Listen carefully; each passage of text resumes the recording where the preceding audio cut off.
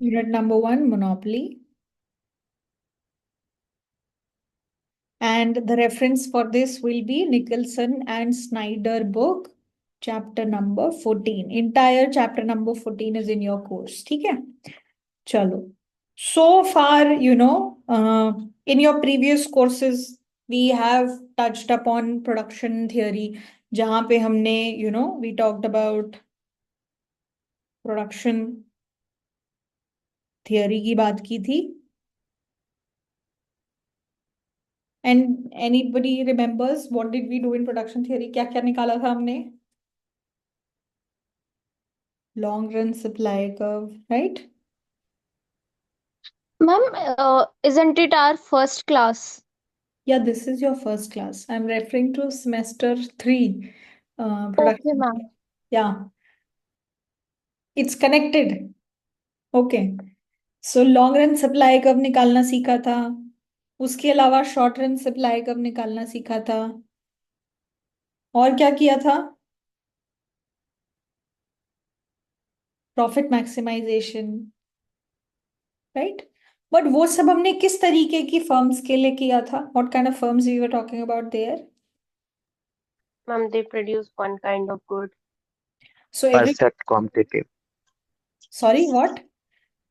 Perfect competitive.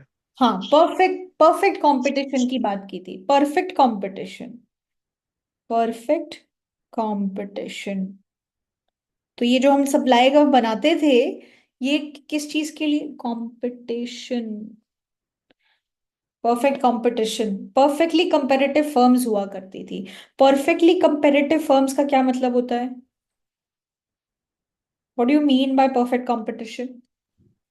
Ma'am, price is given. Okay, what is price is given? Given का क्या मतलब है? Firms are price taker. Firms are price takers. Okay, what does that mean? Uh, Ma'am, we can interpret as the firms doesn't have the power to change the to set the prices. Okay, ma'am price Ma'am, the demand firms and accept supply the से. price that is prevailing in the market. So Yash, repeat again, what is prevailing in Ma'am, the... the firms accept whatever the price is that is prevailing in the market. Right, exactly. तो yes, somebody else want to say anything?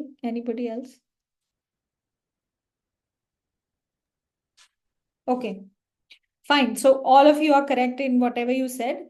So perfect competition का मतलब होता है कि देखो, कि अगर आप कोई कस्टमर आपके पास सामान खरीदने आ रहा है, ठीक है, और आपने उसको जो प्राइस बोला, उसको लगा कि आप बहुत ज्यादा प्राइस चार्ज कर रहे हो, तो उसके पास आइडेंटिकल प्रोडक्ट बेचने वाली जो दुकान है वो साइड में ही है. वो आपका वो हाई प्राइस कभी एक्सेप्ट ही नहीं करेगा.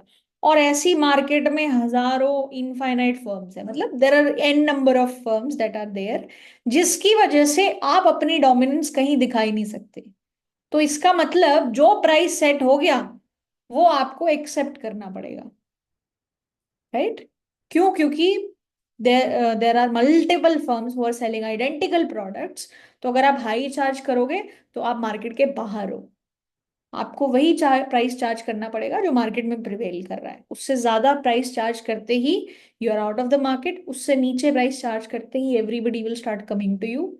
एंड ऑब्वियसली वो प्राइस अगर आप नीचे चार्ज कर रहे हो तो पहले ही वो प्राइस ऑलरेडी हो जाना चाहिए था. तो अल्टीमेटली सारी फर्म्स ऐसे पॉइंट पे ऑपरेट करती हैं जहां पे उनको कोई प्रॉफिट ही नहीं मिल रहा.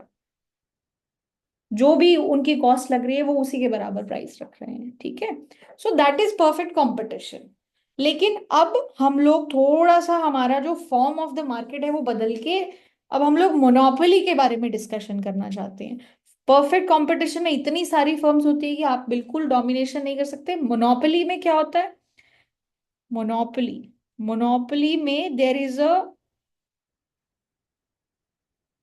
A single supplier. एक ही इंसान है, एक ही फर्म है जो मार्केट को सप्लाई करता है. तो अब अगर एक ही इंसान है, एक ही दुकान है यहाँ पे, अब यहीं से प्रोडक्ट खरीदना है, तो क्या हो सकता है? That gives a lot of power to the firm, right? But लेकिन ये पावर ऐसी नहीं है कि इनफाइनाइट पावर है. अगर इसने ऐसा प्राइस चार्ज कर लिया कि बिल्कुल ही कंज्यूमर हताश निराश हो गया, तो फिर वो वापस चला जाएगा। तो इसके भी पास जो पावर है वो है, लिमिटेड ही है, वो ऐसा नहीं है कि इनफाइनाइट प्राइस चार्ज कर सकता है, क्योंकि कंज्यूमर की भी तो कैपेसिटी होनी चाहिए पे करने की। ठीक है। So what does that tell you कि मोनोपोली अगर एक सिंगल सप्लायर है तो क्या होता है, मार्केट में जितनी भी डिमांड है, मार्केट डिमांड कैसी है ये मोनोपोलिस्ट को पता होता है। मार्केट डिमांड पता होने का क्या मतलब है, व्हाट डज दैट मीन, कि अगर मान लो मैं प्राइस 10 चार्ज करूंगा तो 8, लेट्स से, अगर मान लो हमारा डिमांड कर्व ऐसा है, demand curve, let's say, can you give me an example of any demand curve, let's say Q के टर्म्स में लिख रही हूँ, Q is equals to 10 minus P, right, suppose this is the demand curve. तो what will that mean, कि अगर monopoly firm ने 10 price charge किया तो कितने लोग आएंगे खरीदने, 0. कोई नहीं आएगा खरीदने। अगर मान लो उसने प्राइस 9 चार्ज किया तो एक इंसान प्रोडक्ट खरीदने आएगा। अगर उसने 8 प्राइस चार्ज किया तो there will be 2 people will be coming. तो monopolist has perfect knowledge about market demand, उसको मार्केट डिमांड के बारे में पूरी इंफॉर्मेशन होती है, राइट। तो वो क्या करता है, अब चार्ज करने को तो वो बहुत ज्यादा प्राइस भी चार्ज कर सकता है, बट यहाँ पे हमें क्लियरली दिख रहा है क्या, कि वो 10 के ऊपर कभी प्राइस चार्ज नहीं करेगा और 10 भी नहीं चार्ज करेगा, राइट। तो वो अपना प्राइस किस हिसाब से डिसाइड करेगा, जिससे उसको प्रॉफिट सबसे ज्यादा हो, राइट। तो he has full knowledge of the market demand, so based on that market demand this person will see कि मैं कितना प्राइस चार्ज करूं जिससे मेरा जो ऑब्जेक्टिव है विच इज मैक्सिमाइजिंग प्रॉफिट वो सबसे ज्यादा हो जाए। ये मोनोपोलिस्ट का ऑब्जेक्टिव होता है। ये बात क्लियर हो गई, ठीक है। Yes. अब बेसिस दैट हमें पता है डिमांड कर्व में या तो ये प्राइस चूज कर ले या फिर ये क्वांटिटी चूज कर ले, एक चूज करते ही दूसरी ऑटोमेटिकली डिसाइड हो जाती है। तो मोनोपोलिस्ट क्या करता है, या तो प्राइस पिक कर सकता है या वो क्वांटिटी पिक कर सकता है, बट वो दोनों चीजें नहीं पिक कर सकता। सो मोनोपोलिस्ट क्या करता है, monopolist can either pick price और he can pick quantity, but not both, ठीक है। and in the analysis that we will be doing all along we will keep assuming that monopoly जो है क्वांटिटी चूज करती है, और जैसे वो क्वांटिटी चूज करती है ऑटोमेटिकली प्राइस डिसाइड हो जाता है। Monopoly chooses quantity, is that fine, Yes, ma'am. ठीक है। there are few theoretical discussions that we also need to do ki why monopoly is there and all of that, but I would like to dwell more into this class into the technical stuff, let's do that, ठीक है। we'll come back to all those reasons why monopoly exists, what could be the potential reasons, we'll come to that। let's get into the technical stuff first। तो देखो, सबसे पहले monopoly का objective हमने समझ लिया क्या होता है, profit maximisation. For that matter any firm that is there, उसका ऑब्जेक्टिव है profit maximisation. So monopoly being a firm is also thinking about the same thing. तो अब क्या होगा, let me make a diagram and we'll see how to proceed from there. So देखो, एक चीज जो हम क्लियरली देख सकते हैं वो क्या होगी, अब मोनोपोलिस्ट जो है उसको डिमांड कर्व के बारे में मालूम है। इसका मतलब हमें क्या पता है कि हमारा price automatically as a function of quantity decide हो जाता है। We have assume that, right, कि मोनोपोलिस्ट इज पिकिंग क्वांटिटी, तो प्राइस ऑटोमेटिकली डिसाइड हो जाता है। तो कैन यू टेल मी कि price is a function of Q? Can I write this? There is no constant price now, yes? Yes, ma'am. We are not, Yes. Monopoly is not a price taker, ठीक है? तो ये हमारा price है। तो can you tell me what is the profit, profit of any firm? Total revenue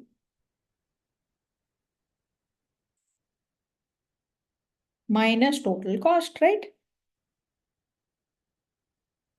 So what will be my revenue? Price times my quantity, जो भी मैं quantity decide करूं। तो quantity Q हो गई, और जैसे ही इस इंसान ने Q decide किया, उसके बाद क्या हो गया? ऑटोमेटिकली प्राइस डिसाइड हो जाएगा, which will be P of Q, right? And हमारी कुछ कॉस्ट भी होती है, so let's say this is C of Q, right? ये हमारी कॉस्ट हो गई। So what is my profit? Profit as a function of quantity is this. This is fine? Yes, ma'am. ठीक है। अब हमने एक और चीज पढ़ी है, वो क्या है कि अगर हमें प्रॉफिट मैक्सिमाइज करना होगा तो हम क्या करेंगे? We will do what? We'll find the First, first order conditions, right? First order conditions निकालेंगे, कैसे? इसको डिफरेंशिएट करेंगे with respect to my choice variable. What is my choice variable? Q। Q. तो हम लोग क्या करेंगे? D of pi by D Q निकालेंगे, ठीक है? So now tell me what to do. अब क्या करें?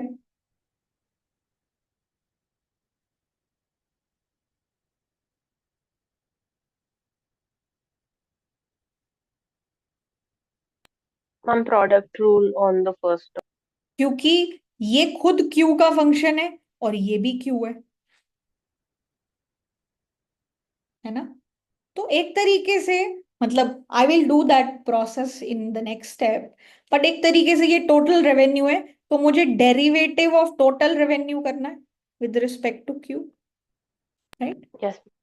और यहाँ पे क्या है? Derivative of total cost with respect to Q, and I have to put it equal to 0, right? What is the derivative of total revenue called? Marginal revenue. Marginal revenue.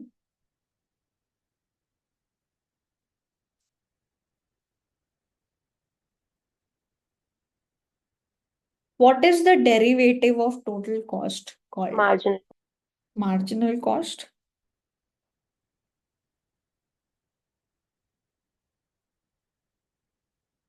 तो हमारी कंडीशन क्या आ गई? सॉरी, इसको मैंने MRE लिख दिया। MR equivalence. So the condition that we get is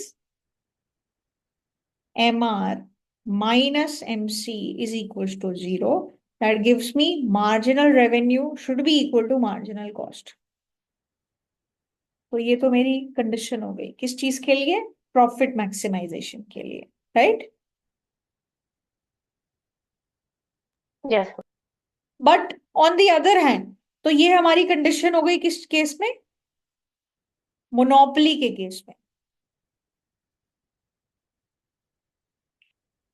अब imagine करो, अगर परफेक्टली कंपेटिटिव सिचुएशन होती तो हम लोग कैसे प्रॉफिट निकालते थे? P of Q, perfectly competitive market, क्या करते थे वहां पे? मेरा प्राइस एक कांस्टेंट हुआ करता था, क्यों? क्योंकि that is Yes. Going to change. So P used to be a constant and we used to do P into Q, that used to be my total revenue minus जो भी मेरी cost होती थी। और फिर जब आप इसको डिफरेंशिएट करते थे तो क्या आता था? P being a constant, if you differentiated with respect to Q, क्या आता था? P as it is रह जाता था, minus derivative of C with respect to Q, which is nothing but your marginal cost, right? और फिर जब आप इसको इक्वेट करते थे तो क्या कंडीशन आती थी? Price is equals to marginal cost, right? Yes, Yes, ma'am. ठीक है, वेरी नाइस।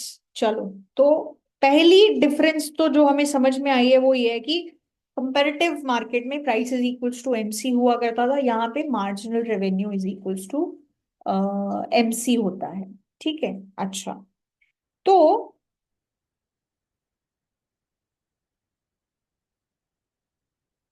अब एक बात बताओ कि अगर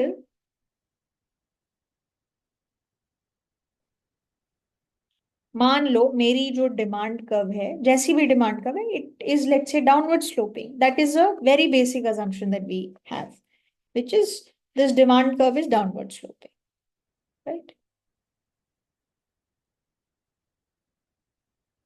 अब जैसे मान लो फॉर एग्जाम्पल कोई फर्म है जो यहां पे प्रोड्यूस कर रही है, लेट्स से अ फर्म इज प्रोड्यूसिंग हियर, ठीक है। तो let's say price is 10 and then quantity that it is able to sell is 10, suppose that is the situation, ठीक है। अब अगर ये फर्म एक्स्ट्रा क्वांटिटी प्रोड्यूस करना चाहती है, और ये एक मोनोपोली की बात कर रहे हैं, अगर मोनोपोली को एक्स्ट्रा क्वांटिटी सेल करनी है तो ये कब हो पाएगा? When price will reduce. So price has to go down, और ये Yes. जो प्राइस गोइंग डाउन है, लेट्स से इसको प्राइस करना पड़ेगा 9, तब जाके वो 11 क्वांटिटी सेल कर पाएगी। तो जो एडिशनल रेवेन्यू लिया है उसने, वो क्या हुआ है?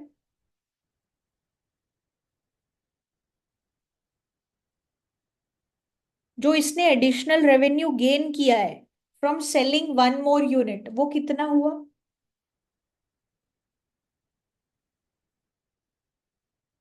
अगर हम लोग मार्जिनल रेवेन्यू की बात करें तो, ठीक है। So we are trying to figure out what is the marginal revenue in this case. तो मोनोपोली पहले 10 यूनिट प्रोड्यूस कर रही थी, अब एक एक्स्ट्रा यूनिट प्रोड्यूस कर रही है। तो पहली बात तो वो जो एक्स्ट्रा यूनिट सेल करेगी उसके लिए उसको प्राइस मिलेगा, यस। Yes, ma'am. मैम इधर हमने एक्स एक्सेस और वाई एक्सेस पे क्या लिया है? This is quantity and this is price.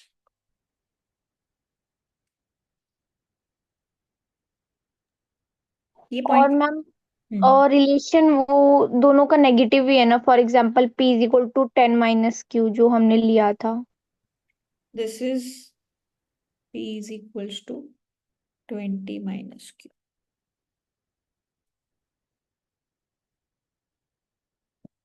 ठीक है, okay ma'am.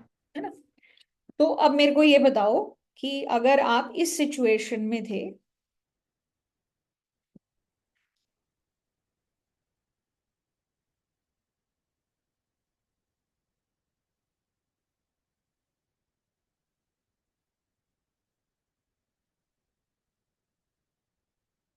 just a moment guys,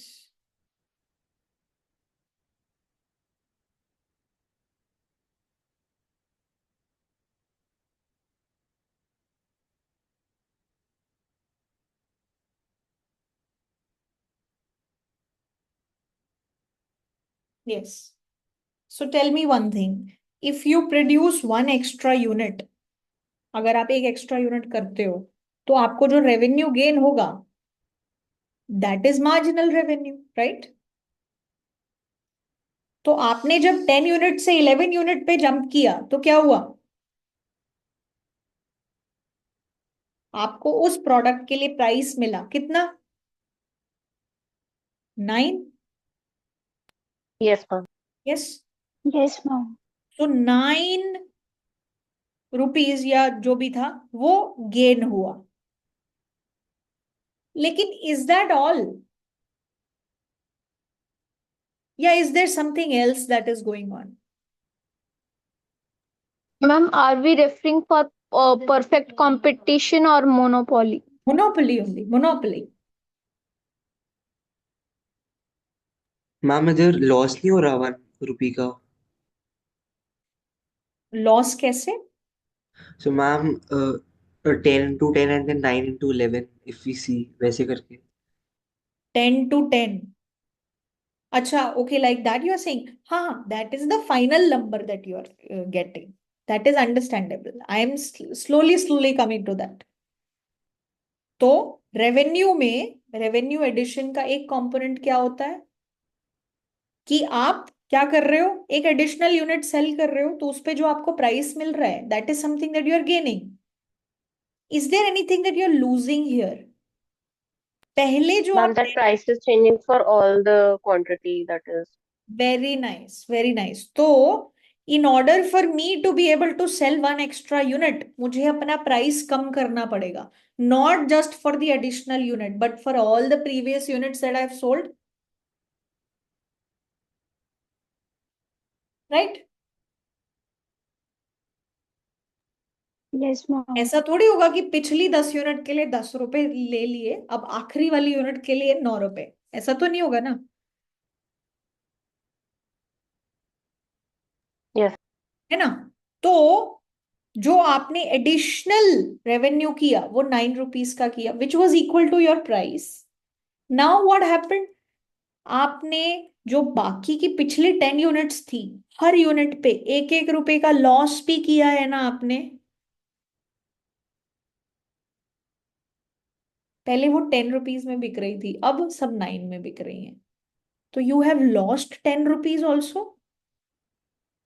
yes, this is your ma'am gain, this is your loss.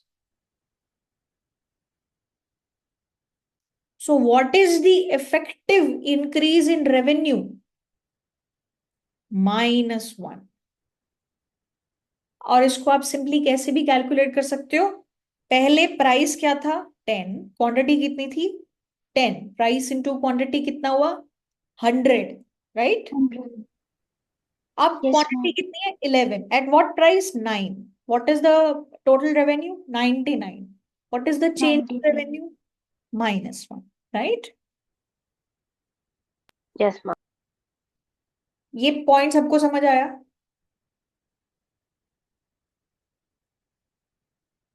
Ma'am वो 99 एंड 100 वाला तो समझ आ गया, ये +9 -10 वाला नहीं आया। तो आपकी जो रेवेन्यू है, हम देख रहे हैं कि किस चीज की वजह से बढ़ रही है, किस चीज की वजह से कम हो रही है। तो किस चीज की वजह से बढ़ रही है, आप एक एक्स्ट्रा यूनिट सेल कर पा रहे हो अब, राइट? और जो एक्स्ट्रा यूनिट सेल कर रहे हो उसके लिए कितने पैसे मिल रहे हैं 9 रुपीज। Yes ma'am. तो that is the gain in revenue. But is there something that you are losing? Yes, you are losing 1 rupee on all the previous quantities that you sold. You were selling 10 quantities, right?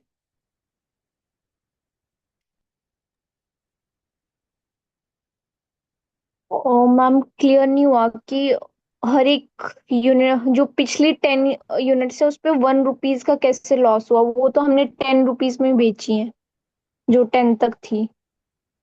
नहीं नहीं, ऐसे नहीं कर रहे हो, आपकी पहले 10 बेच दी, अब 11th बेचने पे आएंगे। You are looking at the scenario of selling 10 in total and you're looking at scenario of selling 11 in total. आप 11 यूनिट्स बेच कब पाओगे? जब मैम 10 यूनिट्स 9 रुपए में बेच देंगे। जब सारी यूनिट्स 9 रुपए में मिल रही हो तब आप 11 यूनिट बेच सकते हो, यस मैम। राइट? तो जो मेरा लॉस है वो क्या है, पहले मैं 10 यूनिट्स 10 रुपीज में बेच पा रही थी, अब मैं ये पुरानी यूनिट्स मुझे 9 रुपए में ही बेचनी है,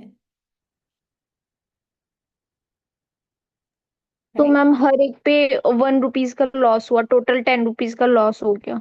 हाँ, 10 रुपीज का लॉस हुआ है, 9 रुपीज का गेन हुआ है, इफेक्टिवली 1 रुपी का लॉस हुआ है। That is your marginal revenue in this particular example. Ma'am 10 rupees का लॉस तो समझ आ गया, ये 9 रुपीज का गेन कैसे हो रहा है इधर? I am selling 11 units. एक एक्स्ट्रा यूनिट है ना यहाँ पे as yes compare ma'am. Previous situation. So extra unit के लिए तो आपको 9 रुपए मिल रहे हैं ना। Yes ma'am. So this is the gain, this is the loss. Okay ma'am, उधर हम 10th के बाद जो एक एक्स्ट्रा यूनिट बेच रहे हैं उस पे 9 रुपीज का गेन हो रहा है, खाली बस उसको लेंगे इधर। यस, क्योंकि ओके मैम। सिर्फ वही एडिशनल आप सेल कर रहे हो। ठीक है। Yes ma'am. Now imagine a situation, अगर यही सिचुएशन परफेक्टली कंपेटिटिव मार्केट में होती, अगर आप एक एक्स्ट्रा यूनिट सेल करते तो क्या होता? What would have been your marginal revenue? क्या एक एक्स्ट्रा यूनिट सेल करने के लिए आपको पुराने प्रोडक्ट्स के प्राइसेस कम करने पड़ते? नहीं। What would have been your marginal revenue if you would have sold one more unit in case of perfectly competitive situation? Whatever is your price, right? Yes. तो इस केस में क्या मार्जिनल रेवेन्यू प्राइस के बराबर होता है या उससे कम होता है in case of monopoly?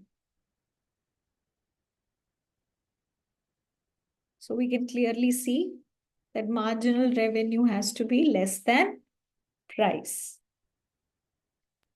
Yes. because ये वाला component is price. This component is price.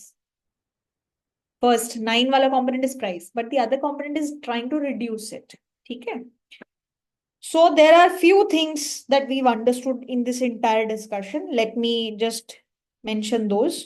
तो हम लोग क्या कर रहे हैं?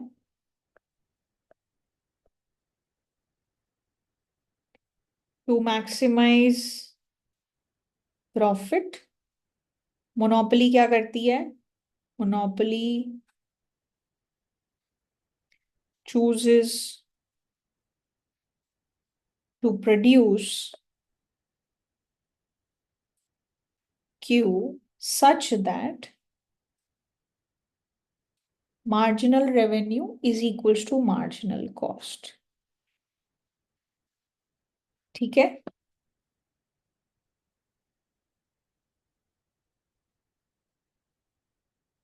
And marginal revenue is not equal to price. It is less than price in this case. So what are we saying? MR is less than price. Less than price. Because to sell an additional unit, एक extra unit cell करने के लिए आपको क्या करना पड़ेगा? Monopoly should lower its prices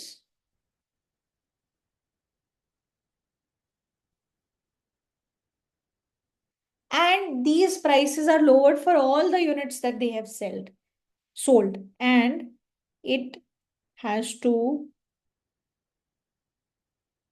lower its prices for all the units sold. ठीक है? Are we fine with it? ये चीज क्लियर हो गई? मैम जो आपने ऊपर एग्जांपल दिया था उसमें 9 हमारा प्राइस था और जो मार्जिनल रेवेन्यू था वो 10 था। जी। No, okay. no. This entire thing is marginal revenue. -1 is marginal revenue. और मैम आपने बोला 9 प्राइस है, तो वो जो एक लेस वाली कंडीशन है वो इसमें कैसे देख सकते हैं? Price is 9. Marginal revenue is -1. Marginal revenue is less than price. Okay ma'am, got it. अच्छा, coming back to this guys, देखो यहाँ पे ये कंडीशन थी हमारी, प्रॉफिट वाज दिस, हमने फॉर्मूला के टर्म्स में लिख दिया था this is marginal revenue, this is marginal cost. Let's try to get deeper into this formula. Profit क्या है मेरा?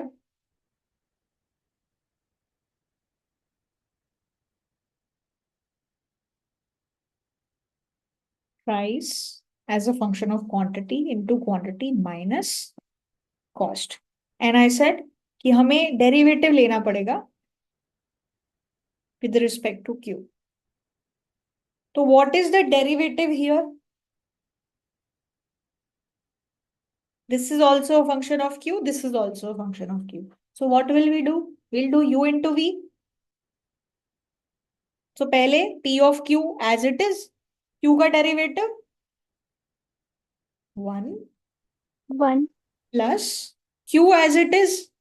P of Q का derivative. P of Q का derivative या आप D of P by DQ ऐसे भी लिख सकते हो. ये पार्ट पूरा क्या है? This is your marginal revenue, right? Minus your marginal cost. Yes.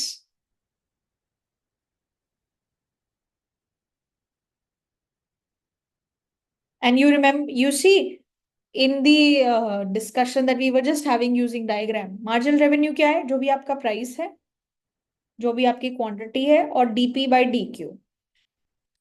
DP by DQ मतलब क्वांटिटी बढ़ाने के लिए प्राइस को क्या करना पड़ेगा. So typically it's downward sloping. So this part is negative, right? ये पार्ट पॉजिटिव रहेगा, ये पार्ट नेगेटिव रहेगा. Yes. And this has to be equal to 0. Is that all right? Yes. So where are we so far? Price. You understand this is P of Q, ठीक है? P plus Q times dP by dQ is equals to MC.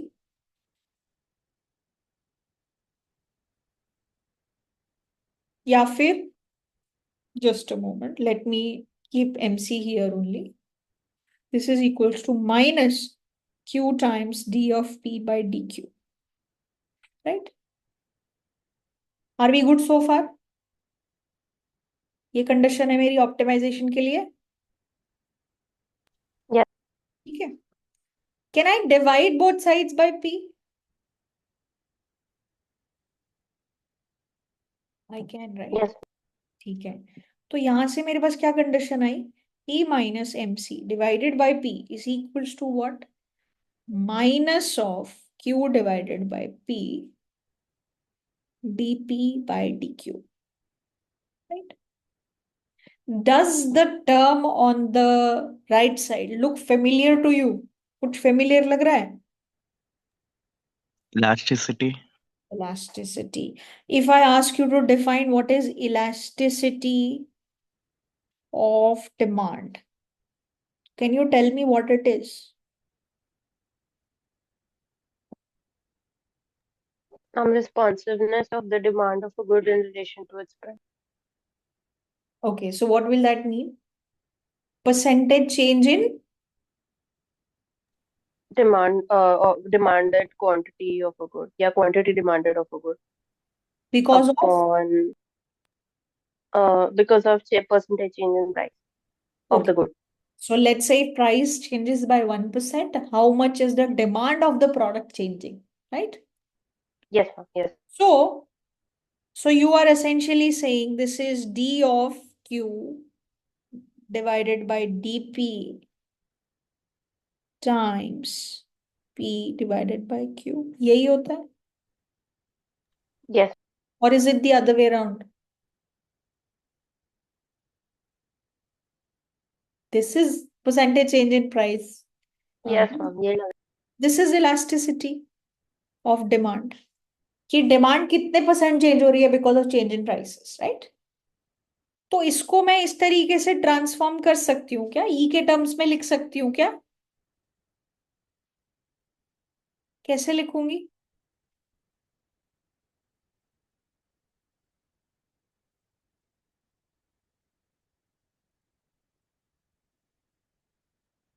Can I write this?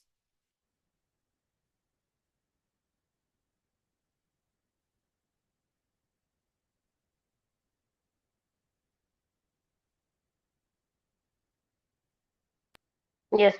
Right? And then what is this? This is elasticity of demand, right? So मेरा जो equation है वो क्या बन जाता है, P minus M C divided by P is equals to 1/E। Ma'am थोड़ा सा ऊपर करते हो क्या एक बार? बिल्कुल। बस एक second. Hmm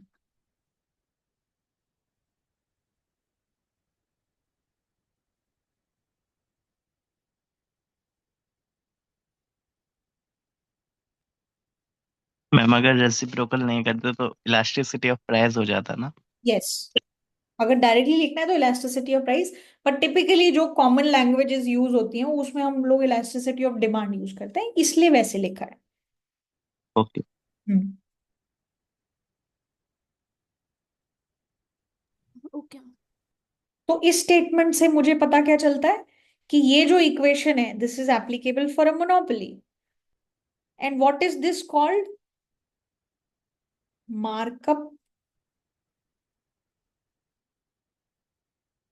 over marginal cost.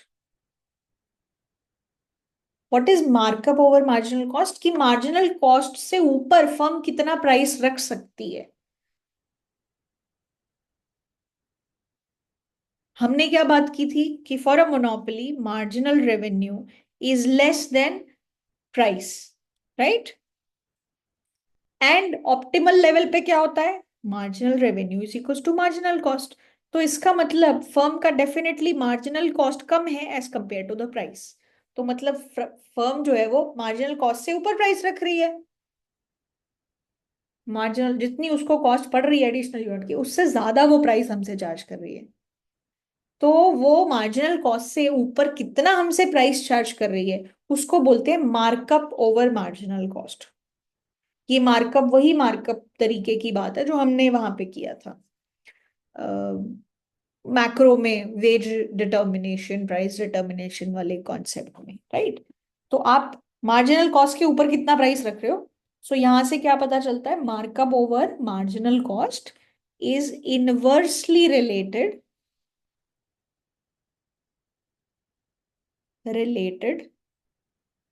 To the elasticity of market demand। अच्छा, अब एक बात बताओ, अगर मार्केट डिमांड बहुत ज्यादा इलास्टिक है इसका क्या मतलब होगा? मैम थोड़ा सा प्राइस चेंज में बहुत डिमांड चेंज हो रही है। तो मतलब slight slight price changes will cause a lot of change in quantity, है ना? तो ये जो रिलेशनशिप है ये क्या बोलती है कि अगर फर्म बहुत ज्यादा इलास्टिक है तो ये जो मार्कअप ओवर प्राइस है जो मोनोपोली रख पाएगी वो कम होगा। क्यों? क्योंकि उसके लिए भी अगर वो बहुत ज्यादा, अगर उसने हल्का सा प्राइस चेंज किया तो उसके जो प्रॉफिट्स हैं वो बहुत ज्यादा डिविएट कर जाएंगे। तो वो प्राइस को मार्जिनल कॉस्ट से बहुत ज्यादा नहीं चेंज करेगी। और अगर इनइलास्टिक डिमांड हुई, बहुत कम इलास्टिक हुआ, तो क्या होगा, वो बहुत ज्यादा हाई प्राइस रख सकती है। तो जैसे फॉर एग्जाम्पल बहुत सारे फार्मास्यूटिकल ड्रग्स होते हैं जिसमें बहुत ही कम लिमिटेड नंबर ऑफ फर्म्स जो है वो ऑपरेट करती हैं। तो और उस तरीके की चीजों की डिमांड जो है वो इनलास्टिक होती है। तो इसीलिए उस वो सब केसेस में क्या होता है, वो फर्म जितना चाहे उतना प्राइस चार्ज कर सकती है। I mean not infinite, but it has a lot of power in keeping the price higher than its cost because it's dealing with a very inelastic market। कि वो बहुत ज्यादा प्राइस भी चेंज कर देगी तो भी लोग इतनी लाइफ थ्रेटनिंग सिचुएशन से गुजर रहे हैं कि उनको वो प्रोडक्ट लेना ही पड़ेगा। तो यहाँ पे मोनोपोली के पास काफी पावर है, राइट?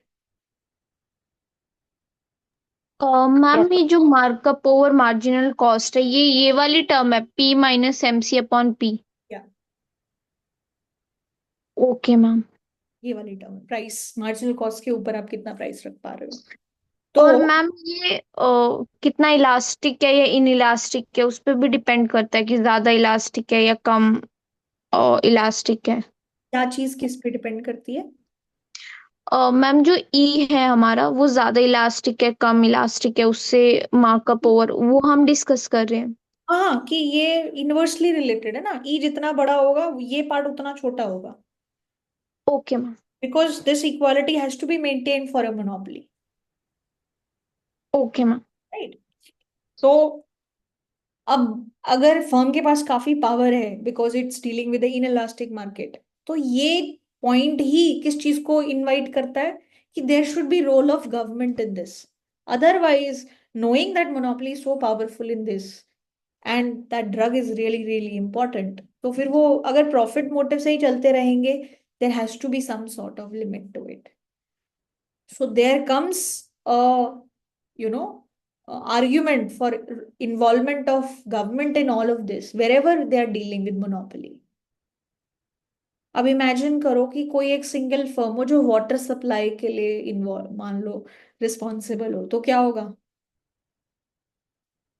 पानी तो सबको चाहिए, बहुत ही इनएलास्टिक डिमांड है, बिना पानी कोई नहीं रह सकता। तो अगर इस चीज में गवर्नमेंट एंट्री नहीं करेगी तो क्या होगा? बहुत ज्यादा प्राइसेस चार्ज किए जाएंगे, right? So ma'am, basically for all essential services. Yes, so mostly इसीलिए असेंशियल सर्विसेज में या तो फर्म अगर किसी प्राइवेट प्लेयर को एंट्री दे रही है तो वो प्राइस सीलिंग रखती है कि इससे ज्यादा प्राइसेस अलाउड नहीं है, या फिर वो खुद इस चीज में डील करती है। ठीक है, तो ये this is the argument, because this market is very inelastic, and if there is a single firm operating in this, there's a huge incentive to charge very high prices. ठीक है, all right? यस। चलो, okay, so let's look at this monopoly situation from the point of view of diagram now. अब diagram के perspective से चीजें देखते हैं। तो देखो, अब फ्रॉम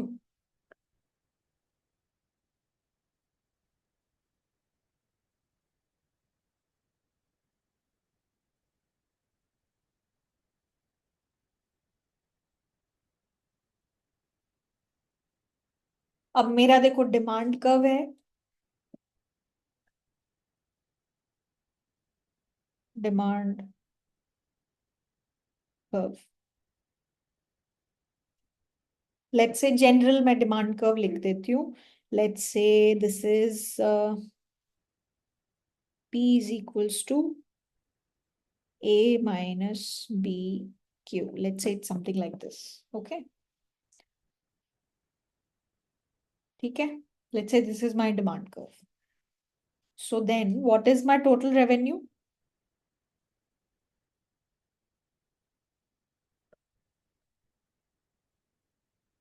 हमारा टोटल रेवेन्यू कितना होगा? Price, which is a function of Q times quantity, right? A is a constant, B is also a constant. Okay. So total revenue is A minus B of Q times, इधर हो गया Q. So now if I have to figure out, this is total revenue. What is my marginal revenue? तो marginal revenue कैसे निकालूंगी? I'll differentiate it with respect to Q. What do we get? AQ. AQ का derivative क्या होगा? A. A minus B. And then BQ square का derivative क्या होगा? हाँ, 2BQ. 2BQ.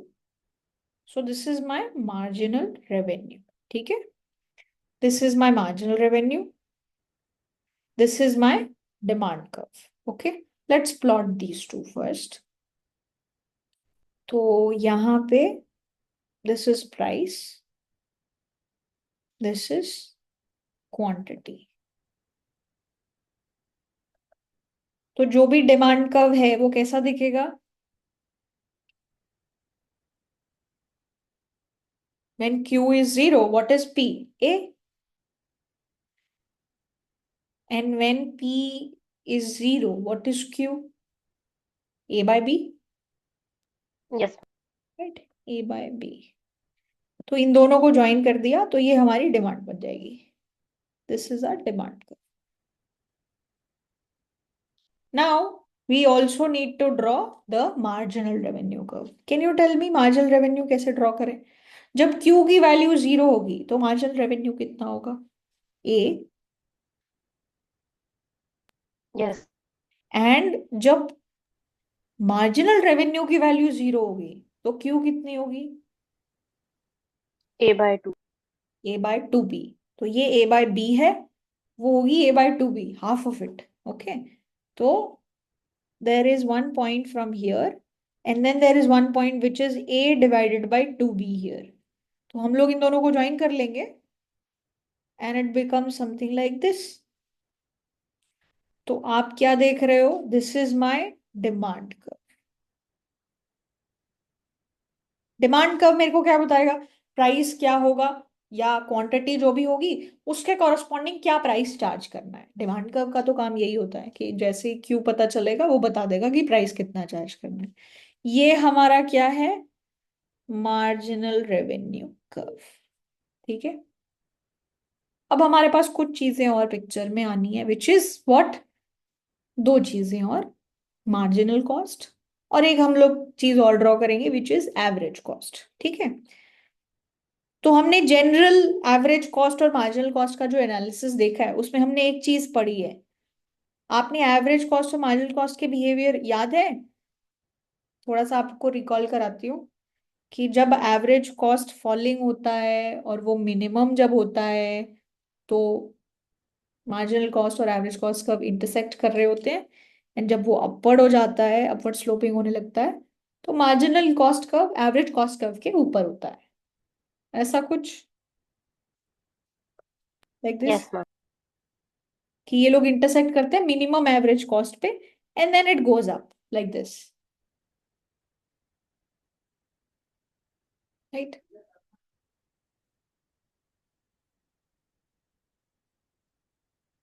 Like something like this, ऐसा कुछ. ये मेरी मार्जिनल Yes. कॉस्ट हो जाती है, ये मेरी एवरेज कॉस्ट हो जाती है. इन दोनों का इंटरसेक्शन कहाँ पे होता है? जहां पे एवरेज कॉस्ट अपनी स्मॉलेस्ट पॉसिबल वैल्यू ले रही होती है. ठीक है, ये हो गई कॉस्ट और ये हो गई क्वांटिटी. तो अब हम लोग सिमिलर चीज, अब कॉस्ट तो चाहे परफेक्टली कंपेटिटिव फर्म हो या मोनोपोली हो, कॉस्ट तो कॉस्ट होती है. तो कॉस्ट को उसी तरीके से ड्रॉ कर लेते हैं. तो let's say something like this.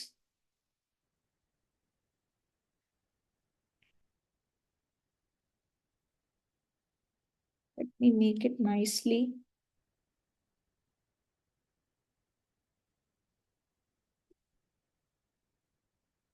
Right.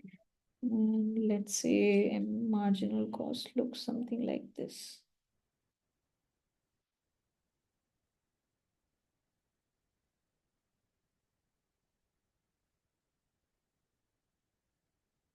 Yes, this looks fine. ठीक है, तो ये हमारी क्या हो गई? Marginal cost. ये हो गई एवरेज कॉस्ट. ये एवरेज कॉस्ट की लोएस्ट पॉसिबल वैल्यू. ये हमारी डिमांड कर्व. ये हमारी मार्जिनल रेवेन्यू कर्व. ठीक है, ये डायग्राम सबको समझ आ गया? Yes. ठीक है, चलो अब हमने क्या देखा कि मोनोपोली. मैम ये MR का कर्व कैसे हमने ड्रॉ किया है, मतलब कौन सी इक्वेशन से? This one. ओके मैम, ठीक. सो अब हम लोग यहां से देखो, हम लोग किस पॉइंट पे प्रोड्यूस कर रहे हैं? जहां पे मार्जिनल रेवेन्यू और मार्जिनल कॉस्ट का इंटरसेक्ट कर रहे हैं, राइट? ये लोग कहाँ पे इंटरसेक्ट कर रहे हैं? ये आपका मार्जिनल रेवेन्यू कर्व है, ये आपकी मार्जिनल कॉस्ट कर्व है. Where is the intersection happening? At this point. Yes. तो MR और MC यहां पे आ गया, राइट? तो ये क्या होगा? This is the quantity that the monopolist will choose कि भाई मैं इतनी क्वांटिटी प्रोड्यूस करूंगा. यहां तक बात क्लियर है? Yes, ma'am. अब इस क्वांटिटी पे हम क्या प्राइस चार्ज करेंगे? मार्केट में क्या प्राइस होगा? हमने बोला था मोनोपोली जो है वो एक ही चीज डिसाइड कर सकता है, अगर उसने क्वांटिटी डिसाइड कर ली तो प्राइस ऑटोमेटिकली डिसाइड हो जाएगा। कैसे? Using the demand curve. तो अब डिमांड कर्व पे जाके हमें पता चलेगा कि प्राइस क्या है। तो इस क्वांटिटी को जब हम लोग डिमांड कर्व पे मैप करेंगे तो हमें पता चलेगा कि हमें क्या प्राइस रखना है, राइट? Yes. तो जब इस क्वांटिटी को आप डिमांड कर्व पे मैप करोगे तो आपको पता चलेगा कि ये प्राइस हमें मोनोपोली में रखना चाहिए, पी स्टार। ठीक है, तो हम लोग इसको पी Yes. स्टार बोल दिया, इसको लेट से पॉइंट ई बोल देते हैं, ये क्यू स्टार हो गया, ये यहाँ पे एवरेज कॉस्ट से जहां पे इंटरसेक्ट कर रहा है उसको ए बोल देते हैं। ठीक है, यहां तक सबको क्लियर हो गया? Yes, ma'am. अच्छा, अब ओके। एक्सक्यूज मी मैम, हाँ मैम जी। मतलब कि सबसे पहले तो it should be on the rising part of MC, है ना? करेक्ट। Not necessarily. तो लाइक हमने जैसे लास्ट सेमेस्टर में करा नहीं था कि equilibrium is always on the rising part of MC. We were talking about supply curve for a perfectly comparative firm. Okay, तो इसमें ऐसा कोई रूल नहीं है? No, no, okay. We will come to know later on कि what is the supply curve in this. अभी हम लोग सप्लाई कर्व मोनोपोली के केस में क्या होता है उस पर डिस्कस करेंगे, but no relation to what we did last time. So मतलब it is basically where MC is intersecting with MR. Yes, yes. Okay. So जिस पॉइंट पे एमसी और एमआर इक्वल है वो क्वांटिटी मोनोपोलिस्ट चूज करता है और उस क्वांटिटी पे प्राइस ऑटोमेटिकली डिसाइड हो जाता है, पी स्टार। अब हमें ये देखना है कि what is happening now. Can you, so now let's put our focus on finding how much profit is the monopoly earning. ठीक है, प्रॉफिट पे बात करते हैं। प्रॉफिट कैसे निकालेंगे हम लोग?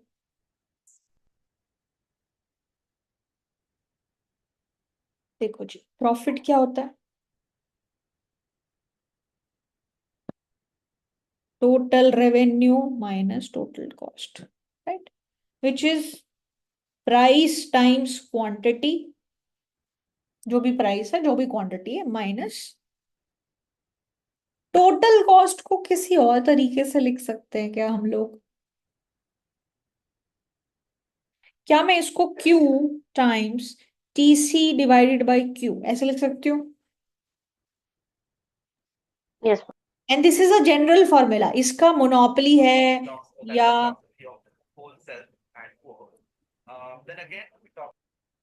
ओके, सो इसका इस चीज से कोई लेना देना नहीं है कि ये मोनोपोली है या ये परफेक्टली कंपैरेटिव फॉर्म है। ये इक्वेशन हर जगह चलती है, इसमें हमने कोई बात नहीं की कि हम किसकी बात कर रहे हैं। तो और इसको क्या लिख सकते हो आप? Average cost. Average cost, right? तो इसको मैं P into Q minus average cost into Q ऐसे लिख सकती हूँ। तो क्या Yes. मेरा प्रॉफिट P माइनस AC या ATC जो भी आप लिखना चाहो इंटू क्यू, ये नहीं हो जाएगा? And this is a Yes. General formula, this is my profit. तो अब आप ये देखो कि ये जो है ये मैं डायग्राम में कैसे मैप करूं? मोनोपोली ने अपना प्राइस डिसाइड कर लिया है पी स्टार, हमारी एवरेज कॉस्ट कितनी है? इस लेवल पे तो एवरेज कॉस्ट इतनी है, राइट?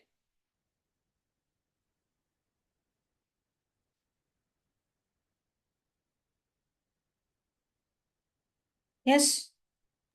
मैम ये एवरेज कॉस्ट कैसे आया इधर, ये ए पॉइंट ये समझ में नहीं है। क्यू ये star average and cost curve है। Yes ma'am. मैं कितनी क्वांटिटी प्रोड्यूस कर रही हूँ? मैम ए।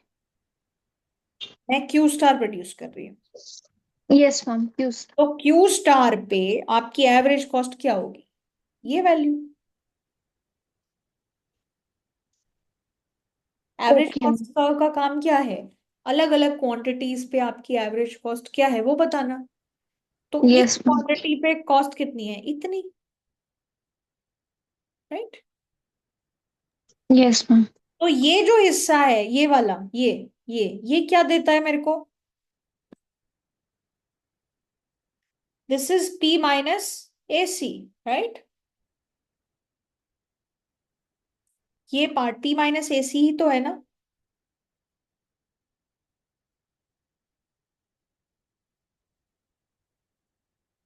टोटल प्राइस इतना है, एवरेज कॉस्ट इतनी है, तो ये डिफरेंस कितना है? P minus AC। Yes. और इसको मल्टीप्लाई किया हुआ है Q से, तो ये लेंथ इंटू Q। तो what is this an area of? ये किस चीज का एरिया है? Area of an rectangle. Which rectangle? ये वाला एरिया Q है ना, तो it's the area of this rectangle, which is this. ये रेक्टेंगल का एरिया ना, this is my profit. Yes, Yes. Is this fine? Yes. Everybody, Shivani, Ananya, Anshika, Bhavya, Divya, Krisha. Yes. Excuse me, yes ma'am. Ma'am. Ji, yes. So I have just joined the meeting, so I'm not getting things. So should I stay or should I just watch the recorded uh, part, like recorded? I think you can understand. From next point, we'll do a question. That part will be okay with you. Okay, ma'am. ठीक है, okay. So this is my profit, ये हमारा profit होगा। तो आपको समझ में आ गया कि मोनोपोली के लिए प्रॉफिट नेविगेट कैसे करना है। This is the general procedure, okay? ये प्रोसीजर जनरल है, ठीक है? तो profit is nothing but the area of P star, E, A and C। अच्छा, मैं ना अब आपसे एक सवाल पूछना चाहती हूँ, और मेरा सवाल जो है आपसे ये है, क्या ऐसा जरूरी है कि हमेशा मोनोपोली का प्रॉफिट जो है वो पॉजिटिव ही आएगा?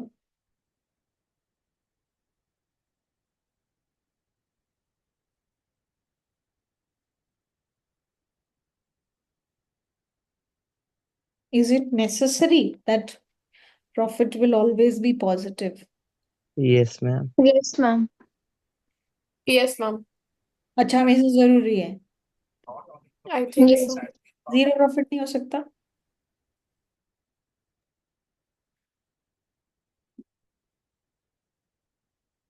Yes, और ma'am. मैम हम जीरो को भी पॉजिटिव में इंक्लूड करते हैं ना? अच्छा, ओके, नॉट लाइक दैट। ठीक है, मतलब ठीक है, if we are being specific like this, but it's, so all I am trying to ask is, ऐसा जरूरी है क्या कि ऐसा कोई रेक्टेंगल बने? जरूरी है? हो नो। सकता है कि हमारा MR, ये जो MC और AC है, इसकी पोजीशन ऐसी हो कि मान लो something like this, let's say it is something like this. Okay, so let me just try to make it in some way which is manageable. देखो, ये मान लो हमारी डिमांड है, ये मान लो हमारा MR है, ठीक है? और मान लेते हैं कि हमारा जो AC है, that is something like this.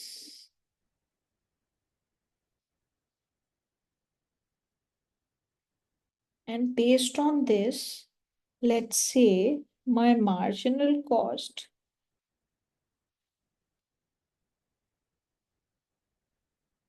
looks like this. Is that a possibility? So this is my marginal revenue. This is my demand curve. This is my average cost curve. And this is my marginal cost. So in this situation, can you tell me what is the profit? First of all, पहली चीज क्या होगी?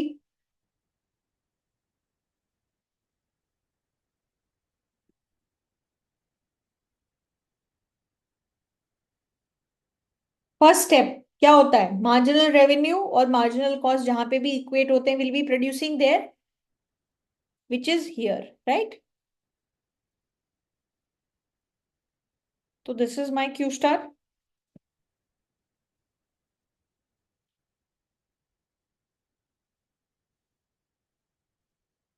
Yes, yes ma'am. है ना? और इस Q star के corresponding हम लोग क्या प्राइस रखेंगे? we'll go to the demand curve, which is like this, and then we'll produce this much. This will Yes, be our ma'am. price. This will be our price, which is, let's say, P star. And then my P star is exactly equal to my average cost, na? So do I have any profit here? This P star is exactly equal to the average cost here. So profit is 0. Zero profit monopoly. Yes.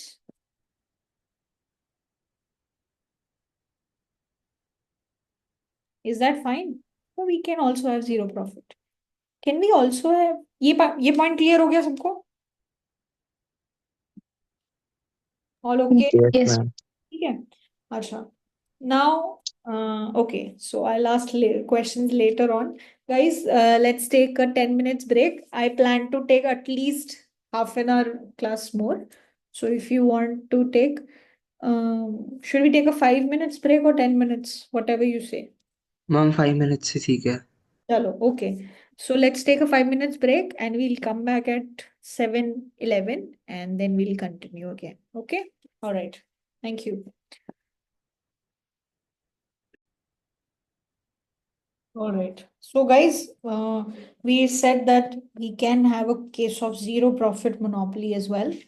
Can we also have a situation of negative profit situation? No ma'am. Why? No, ma'am. You? Ma'am, Ma'am, because they can because shut down the firms in case of loss. Okay. What if there is some fixed cost that we still have to incur even if there is shutdown?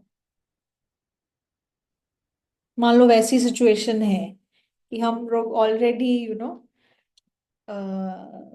कोई fixed cost जरूर इनकर करेंगे even if we are not producing at all. So is there a possibility of still operating in that situation? ma'am, the firm will try to supply that much quantity so that he could compensate his fixed cost, I think. नहीं, fixed cost compensate अगर हो गई है So that the profit will remain equal to zero. And there can be a case of negative profits. Like जैसे मान लो इसी example को अगर मैं ऐसे कर दूं,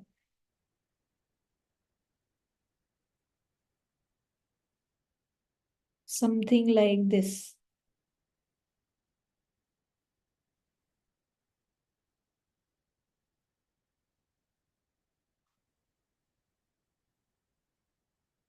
कि मान लेते हैं ये ऐसा कुछ हो जाए, ऐसा हो सकता है ना? Yes ma'am. तो फिर उस सिचुएशन में क्या होगा? जहां पे भी मार्जिनल रेवेन्यू और मार्जिनल कॉस्ट इक्वल हो रहे हैं, वो कौन सी सिचुएशन है?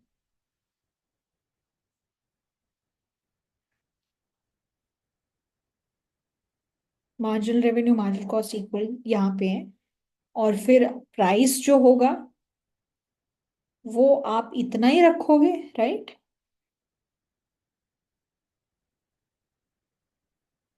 लेकिन क्या हो रहा है? There is a possibility of negative profit. तो इस केस में हमें देखना पड़ेगा, क्या देखना पड़ेगा? दो चीजें, कि क्या जब हम शट डाउन कर रहे हैं तो हमारी कोई फिक्स्ड कॉस्ट है या नहीं. मोस्ट ऑफ द केसेस में ऐसा होगा कि शट डाउन करने पे फिक्स्ड कॉस्ट नहीं होगी. So only if you're producing Q greater than 0, then there is some fixed cost. So in such situation, what will the firm choose to do? You were monopoly for a reason. If you are in such a situation, you can always choose to produce nothing, right? Yes. Yes, ma'am. So you will need more information to see what will happen in such scenarios. So if cost is 0 when Q is equals to 0, you will choose to exit the market.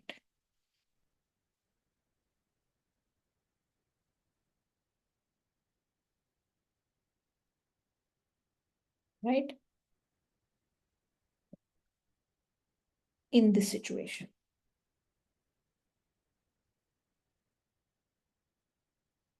Is that okay?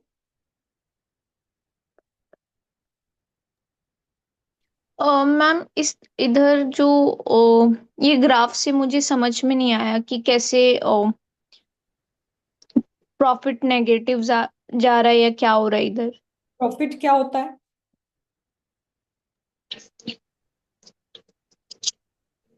ये yes ma'am. ठीक है। तो at this price, at this quantity, what is your average cost?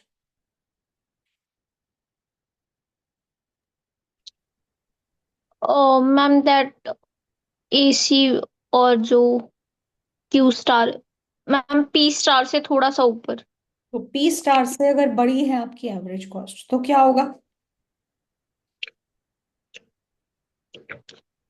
If AC is greater than P, then your profit is negative. Yes ma'am. So we can see from that since AC is higher than P, our profit will be negative in this situation if we choose to operate in such a scenario. All right. Moving on. Guys, we saw that there is a concept of supply curve. Can somebody tell me what is the definition of a supply curve? Supply curve का क्या मतलब होता है?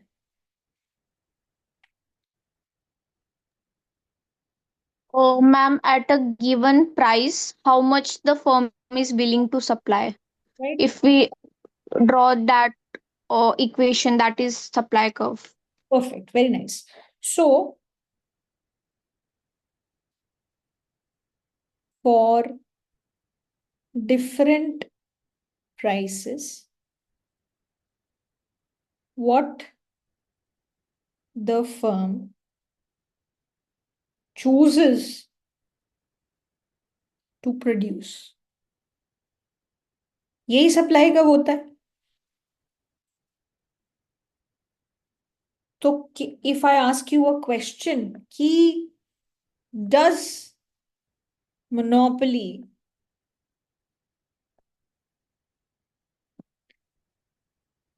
a supply curve, तो how should we think about it? क्या monopoly का कोई supply curve होता है?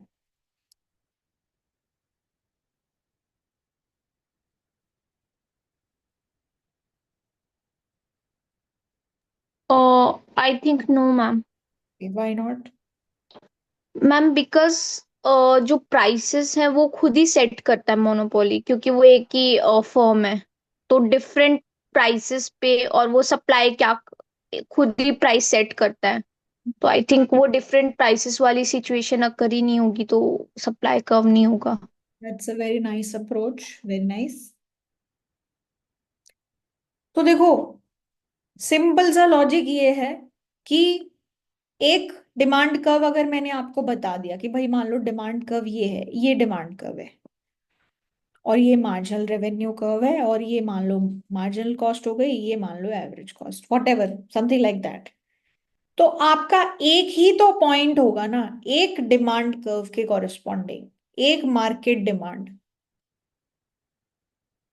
एक मार्केट डिमांड कर्व के कॉरेस्पॉन्डिंग आप एक ही क्वांटिटी और प्राइस का पेयर तो चूज करोगे ना, जो आपके लिए प्रॉफिट मैक्सिमाइजिंग होता है, right? Yes. Yes, ma'am. There will be one pair of quantity and prices which the monopoly will choose to operate at. ये पॉइंट कब बदलेगा? जैसे ही आप किसी दूसरे मार्केट डिमांड कर्व की बात करोगे, राइट? तो monopoly is just operating at a single point where it is maximizing its profit.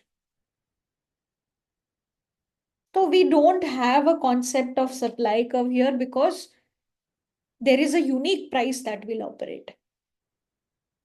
And at that unique price, a unique quantity will be supplied, right? So Yes. each demand curve, so no well-defined supply curve. What do we have? Her demand curve के corresponding, each demand curve will give us is a unique profit maximizing opportunity. Unique profit maximizing opportunity for the monopolist.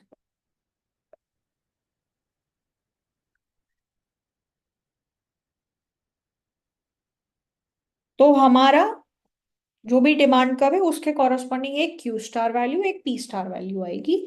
So that just means that so each demand curve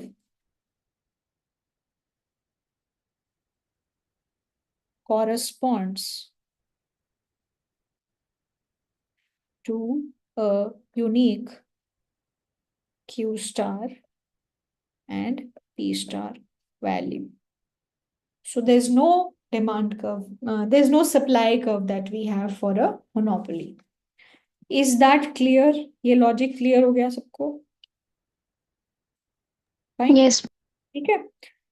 चलो, okay. So let's try to do one question first, and then we'll see later on what to do. So let's say we have been given a market demand which looks something like this. ठीक है. And the cost is given, which is 0.05 Q squared plus 10,000. ठीक है. अब आपको क्या निकालना है? What do you have to find? Find monopoly price and quantity. This is what you have to find. Apart from that, there is another thing. What happens when fixed cost changes to 12,500 instead of 10,000? And then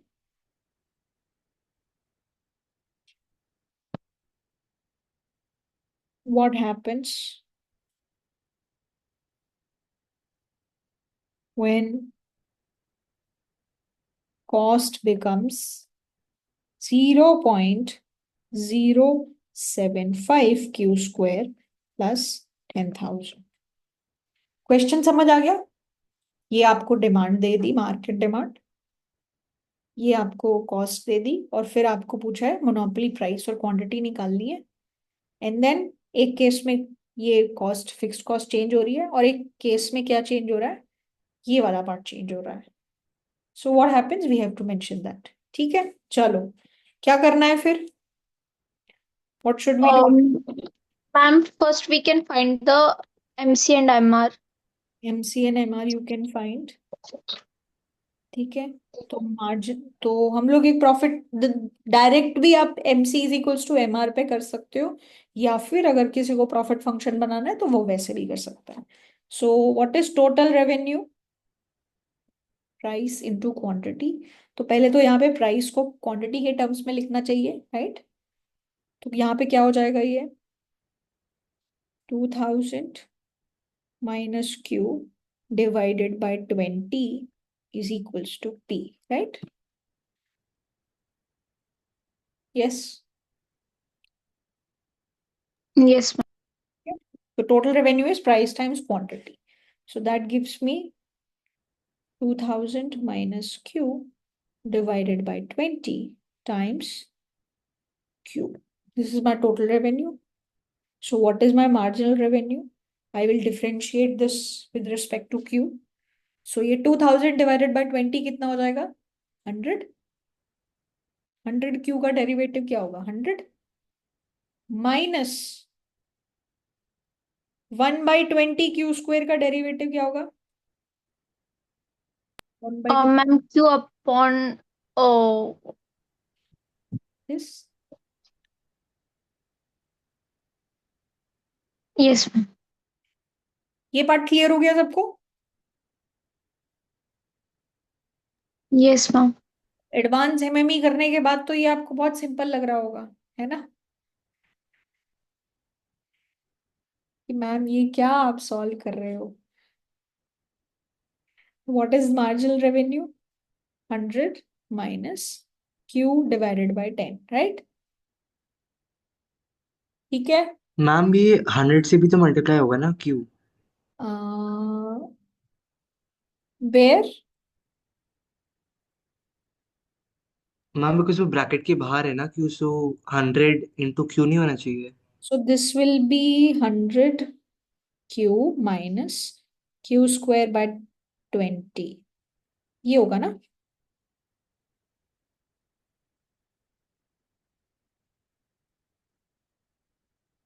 ये वाला part, and इसका derivative ले रहे हैं हम। अच्छा okay ma'am. So this is MR. What is marginal cost here?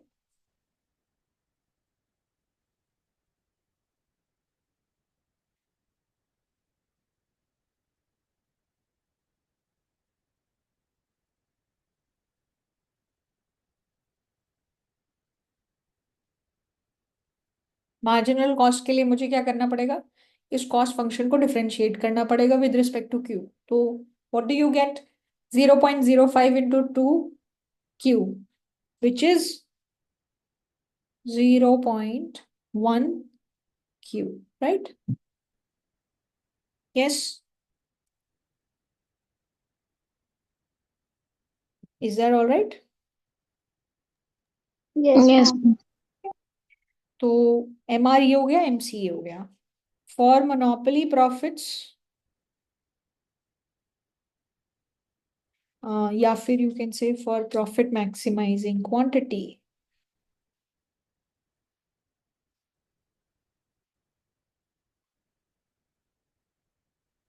what will happen? MR is equals to MCM. So what does that give me? 100 minus 0.1 Q is equals to 0.1 Q. So what does that give me? 100 is equals to 0.2 Q, which is 100 is equals to 2 divided by 10 Q. So what is Q here? This is 5. Q star will give me 500. Yes. ये monopoly के लिए profit maximising quantity हो गई. What will be the profit maximising price? वो कहाँ से आएगा? One ma'am thousand Q होगा। स्टार को इक्वेशन में पुट कर देंगे पी वाली में तो आ जाएगा। तो ये वाली जो इक्वेशन उसमें अगर आप पुट कर दोगे, या ये वाली इक्वेशन है, इसमें अगर आप पुट कर दोगे तो then you will get P star, right? तो पी स्टार जो है वो क्या है? 2000 minus Q star divided by 20. तो ये हो गया 2000 minus 500 divided by 20. So this is 1500 divided by 20. What is 1500 divided by 20?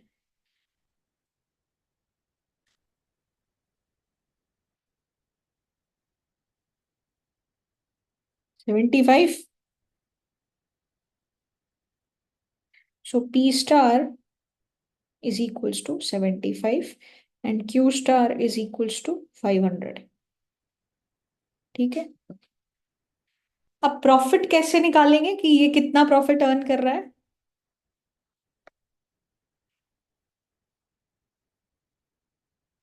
Profit, if somebody has to find, what will we do? Price into quantity we can do. Price is 75. What is quantity? 500. 500 minus cost. या फिर आप उस average cost भी निकाल सकते हो या फिर आप डायरेक्टली भी चीजें कर सकते हो। तो Q जो कॉस्ट है वो क्या है? 0.05 क्यू स्क्वायर प्लस 1000, तो ये कितना हो जाएगा? Minus 0.05 Q square which is 500 whole square minus 10,000, right? So what is the answer here? क्या होगा ये? Can somebody calculate and quickly tell me? Sure. So this is 37500 and this is 5 divided by 100 into 500 into 500. So this is 12500 minus 10,000.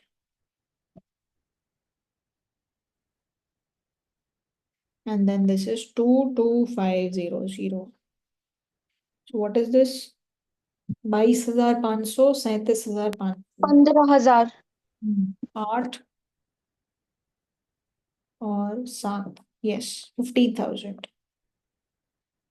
So your profit is 15,000. It's a case of positive profit. ठीक है, ये part clear हो गया सबको?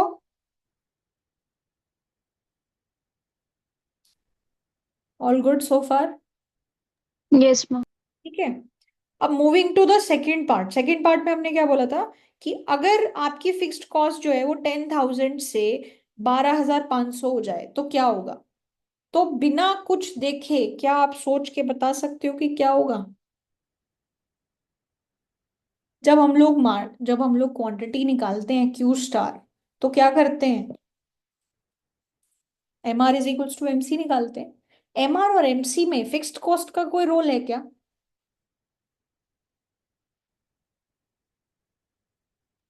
Yes, ma'am. Fixed cost का role है? Yes, ma'am. No, ma'am. नहीं है कि है?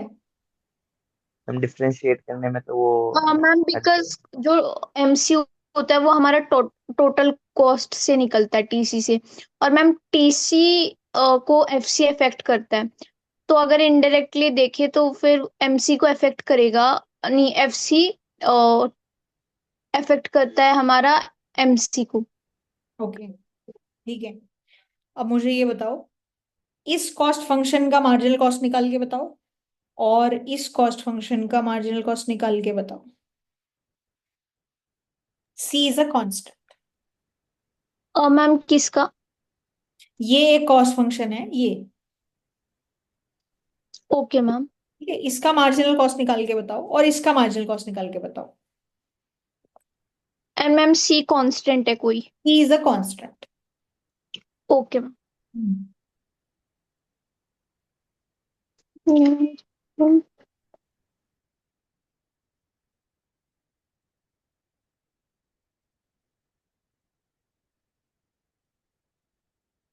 क्या बात हो गई, इतना टाइम क्यों लग रहा है?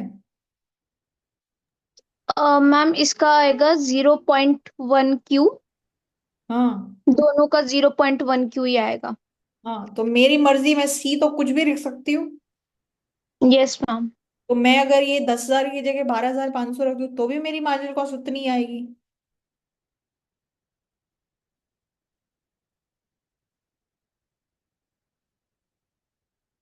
मेरी marginal cost is not dependent on fixed cost, right? मेरी average cost is dependent on fixed cost. Constant part तो गायब हो जाता है ना डेरिवेटिव के बाद। Yes ma'am.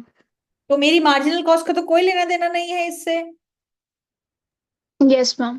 तो जब आपकी मार्जिनल कॉस्ट वही है, मार्जिनल रेवेन्यू में कोई चेंज हुआ नहीं है, तो जो क्यू स्टार आएगी वो एग्जैक्टली वही आएगी। Yes ma'am. Q yes. Star वही आई, तो जब डिमांड फंक्शन में पुट करोगे तो पी स्टार भी वही आएगा। Yes ma'am. बस फर्क कहाँ होगा? जब मैम प्रॉफिट कैलकुलेट करेंगे। प्रॉफिट कैलकुलेट करेंगे तो प्रॉफिट, तो जब प्रॉफिट आप क्या निकाल, जब आपका प्रॉफिट पहले कितना था 15,000, जब आपकी फिक्स्ड कॉस्ट यहाँ पे कितनी थी 10,000, अब क्या चेंज होगा? ये 10,000 की जगह क्या हो गया 12,500। So your profit will get reduced by 2,500। Yes. Ma'am ये प्रॉफिट कैसे वो हो रहा है? देखो यही तो चेंज आया है ना। और मैम इतना इधर तक समझ आ गया कि क्यू स्टार और पी स्टार सेम रहेगा बिकॉज वो एमसी पे फर्क नहीं पड़ रहा। हम्म। मैम उसके बाद वाली चीज क्लियर नहीं है। हाँ, उसके बाद क्या लिखा हुआ है? Total revenue minus total cost.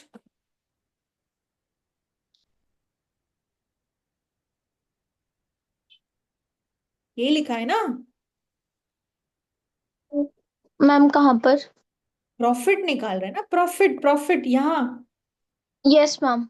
ये yes ma'am. P star Q star सब सेम है, तो चेंज क्या है? सिर्फ यही पार्ट तो चेंज है ना। Yes ma'am. तो ये पार्ट 10,000 की जगह 12,500 है। Okay ma'am. तो ये पार्ट 22,500 की जगह 25,000 है। Okay ma'am. तो ये पार्ट 15,000 की जगह क्या होगा? हो जाएगा। 12,500। Yes ma'am. Right. So when fixed cost is 12,500, P star is what? 75 only. Q star is 500 only. Profit is what? 12,500। 12,500। ठीक है। अब मान लो मैं आपको एक ऐसे ही एग्जांपल दूं कि मान लो इसका जो फिक्स्ड कॉस्ट है वो 40,000 हो जाए, तो क्या होगा? हम लोग एक एग्जाम्पल देख रहे थे ना कि क्या ये नेगेटिव प्रॉफिट में मोनोपोली ऑपरेट कर सकती है। तो यहाँ पे हमें जो फिक्स्ड कॉस्ट बताई गई है वो ये बताई गई है, तो मतलब अगर कोई जीरो प्रोडक्शन करता है तो भी उसको वो 40,000 इनकर करनी पड़ेगी, राइट? Yes ma'am. तो अगर फिक्स्ड कॉस्ट 40,000 हो गई तो everything is the same, what is the difference? This 10,000 is 40,000। Your profit will be negative, right? How much negative? 2,500। No, not yes ma'am. 2,500. No, not 2,500. More than that. क्योंकि ये इसमें से 30,000 minus होगा, ma'am minus. और minus होगा 30,000, right? Ma'am -15,000 आ रहा है। हाँ वही, इसमें से 30,000 माइनस कर दोगे क्योंकि 10 ऑलरेडी इनकॉर्पोरेट किया हुआ है। तो प्रॉफिट इज नेगेटिव 15,000। और अगर प्रोडक्शन बंद कर देते तो क्या होता? जीरो और मैम प्रोडक्शन, तो प्रॉफिट क्या होता? -40,000। -40,000. So you can have a situation of negative profit as well, right? ठीक है। Yes ma'am. All right. Can we try this third part जहाँ पे ये कॉस्ट चेंज हो रही है? Try this. मैम इसमें पी स्टार, क्यू स्टार और प्रॉफिट, ये तीन चीज ही निकालनी है ना? हाँ, yes, okay ma'am. All right, fine, moving on, let's go.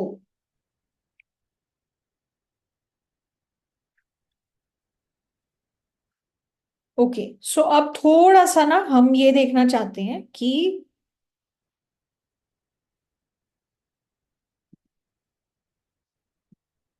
Welfare perspective से चीजें सोचना चाहते हैं।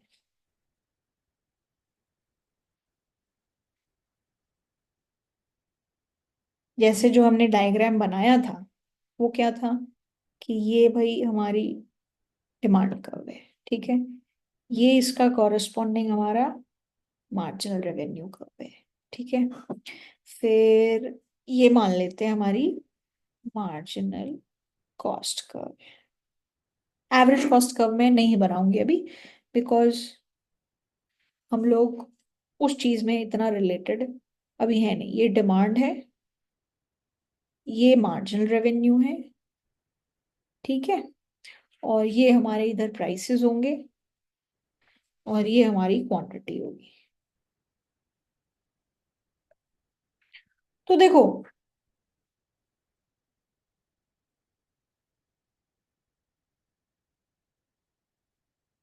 हम लोग ये कंपेयर करना चाहते हैं। देखो, परफेक्टली कंपेरेटिव सिचुएशन एक ऐसी सिचुएशन बनती है हमारे पास जहां पे क्या होता है, मार्केट सबसे एफिशिएंटली ऑपरेट करता है। एफिशिएंटली ऑपरेट करने का मतलब क्या है कि total welfare which is sum of consumer surplus and producer surplus is the maximum. इसको सोचने का एक और तरीका ये हो सकता है कि अगर जैसे एक ऐसी सिचुएशन है जहां पे जो प्रोडक्ट को प्रोड्यूस करने की कॉस्ट है वो कम है as compare to the price that people are willing to pay, and that trade is happening, so that is efficiency. तो वो एफिशिएंसी परफेक्ट कंपटीशन के केस में मीट होती है, but in the case of monopoly this thing doesn't happen. For example, monopoly के case में आप कहाँ पे ऑपरेट करोगे, ये एमआर और एमसी का इंटरसेक्शन है, तो यहाँ पे क्या हो जाएगा, ये मोनोपोली क्वांटिटी हो जाएगी, और ये क्वांटिटी को जब हम लोग डिमांड पे मैप कर देंगे तो क्या हो जाएगा, मोनोपोली प्राइस, राइट। लेकिन अब मेरे को एक बात बताओ, अगर मैं इस पर्सन की बात करूं जो यहाँ पे है, वो प्राइस इतना देने को तैयार है लेकिन इस एक्स्ट्रा प्रोडक्ट को बनाने की कॉस्ट सिर्फ इतनी है, तो ये ट्रेड एफिशिएंट है ना? मतलब ये ट्रेड होना चाहिए था, इस ट्रेड से ओवरऑल वेलफेयर बढ़ेगा ही, राइट। कि जो कॉस्ट है उससे ज्यादा ये इंसान पे करने को तैयार है, तो अगर ये ट्रेड होता है तो there is some benefit to be made, right. But इस तरीके की ट्रेड तो नहीं हो रही मार्केट में अगर मोनोपोली के केस की बात करें तो। यस, तो हम लोग क्या कर रहे हैं, हम लोग क्या करेंगे, जो मोनोपोली के केस में वेलफेयर है उसको, जो हमारा बेस्ट एफिशिएंट केस होता है which is perfectly comparative market, उससे कंपेयर देख करेंगे और उन दोनों के कंपैरिजन से देखेंगे कि वेलफेयर लॉस कितना है या किस चीज में ज्यादा वेलफेयर है। तो हम लोग वेलफेयर किस तरीके से डिफाइन कर रहे हैं, वेलफेयर इज, मार्केट में दो तरीके के लोग हैं, एक कंज्यूमर है एक प्रोड्यूसर है, तो वेलफेयर को हम लोग क्या बोल रहे हैं, consumer surplus plus producer surplus, right. Consumer surplus क्या होता है कि भाई मैंने अगर प्राइस किसी प्रोडक्ट के लिए दिया 10 लेकिन मैं 12 देने को तैयार थी, तो कंज्यूमर सरप्लस कितना हुआ, मुझसे प्राइस सिर्फ 10 ही चार्ज किया गया, I was willing to pay 12, so then what is my consumer surplus, 2 rupees. Ma'am two. Yes. तो आपने क्या किया, जो भी आपकी विलिंगनेस टू पे कर्व होता है वहां से जो आपका मार्केट प्राइस आपसे चार्ज किया जाता है उनके बीच का गैप आप ऐड करते रहते हो। तो अगर मोनोपोली के केस में देखें मोनोपोली के केस में बाद में देखेंगे, पहले परफेक्टली कंपैरेटिव सिचुएशन देखते हैं। परफेक्टली कंपैरेटिव मार्केट में प्रोडक्शन कहाँ पे होता है? What is the amount that you will be producing where your demands demand meets supply, right? Supply कहाँ से पता चलती है? मार्जिनल कॉस्ट से। तो जहां ma'am P is equal to MC। Is equals to MC, right? Okay. तो जहां पे डिमांड और सप्लाई मीट करते हैं, तो आप इस पॉइंट पे, this is the comparative equilibrium price PC, right? And this is the comparative equilibrium quantity QC, right? Ma'am हाँ जी, बोलो। इधर ये वाला पॉइंट हमने कैसे लिया? परफेक्ट वाला ये क्लियर नहीं है कौन सा पॉइंट? मैम। ये जो आपने PC और QC वाला लिया है। आप परफेक्ट कंपटीशन में कहाँ प्रोड्यूस करते हो? डिमांड और सप्लाई जहां पे मीट करती है। Yes ma'am. MC is your supply curve ना? मैम MC में भी खाली वही पार्ट होता है ना, जो कि राइजिंग वाला एक जो हमने केस देखा था।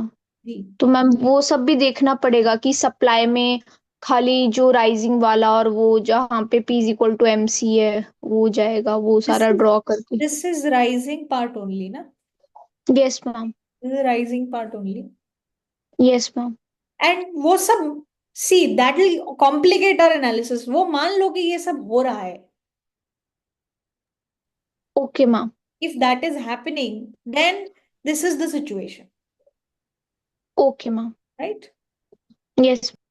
तो ये हमारी डिमांड है, ये हमारा सप्लाई हो जाएगा। उन दोनों की इंटरसेक्शन से मुझे पता चलेगा कि हम लोग कितनी क्वांटिटी प्रोड्यूस करेंगे, and that will tell me what is the price. आप लोगों ने इंट्रोडक्टरी माइक्रो में यही तो किया था ना? डिमांड सप्लाई जहां पे इंटरसेक्शन है, equilibrium price, equilibrium quantity, this we use to do, right? Yes ma'am. यही कर यस रहे थे ना, मैम। है ना? तो अब परफेक्ट कंपटीशन के केस में प्रोड्यूसर सरप्लस और कंज्यूमर सरप्लस क्या है वो एक बारी देख ले। Yes ma'am. कंज्यूमर सरप्लस कैसे निकलेगा कि अगर, सो अभी हम लोग सिर्फ परफेक्ट कंपटीशन की बात कर रहे हैं, उसके केस को हम लोग मोनोपोली केस से कंपेयर करेंगे और फिर देखेंगे कि हम लोग किस सिचुएशन में आए हैं, ठीक है? Perfect competition case. तो जो हमारा कंज्यूमर सरप्लस है वो क्या है? देखो, ये प्राइस हमसे चार्ज किया जा रहा है, राइट? और अलग अलग कंज्यूमर ये प्राइस, ये प्राइस, ये प्राइस, ये प्राइस, इतना प्राइस देने को तैयार है। तो जो इनके बीच का गैप है वो यही तो है ना?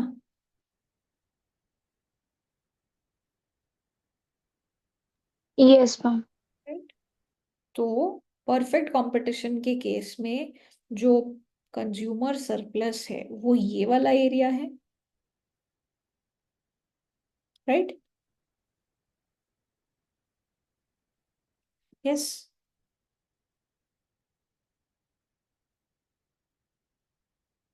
For the case yes. Of perfect competition, for the case of perfect competition what is producer surplus?